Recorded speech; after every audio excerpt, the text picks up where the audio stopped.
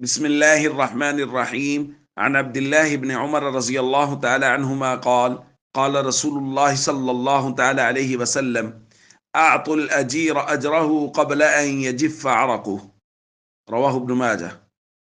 نبی کریم صلی اللہ علیہ وسلم نے ارشاد فرمایا، مزدور کو اس کا پسینہ خشک ہونے سے پہلے اس کی مزدوری دے دیا کرو۔ دوستو، شریعت مطہرہ میں کمزور لوگوں کی رعایت کا بہت زیادہ حکم دیا گیا ہے اور اس کی بہت زیادہ ترغیب آئی ہے۔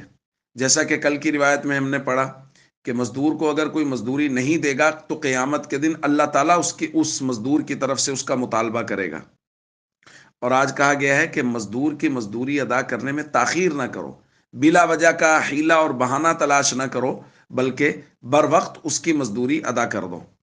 اس لیے جیسا کہ کل کہا گیا تھا، فیکٹری مالکان ہو گئے، گھروں میں جو مزدور کام کرتے ہیں ان کے لیے، تو جو لوگ بھی مزدور سے کام لے رہے ہیں ان سب کو چاہیے وہ اس بات کا خاص اہتمام کریں کہ بر وقت اس کی مزدوری ادا کریں۔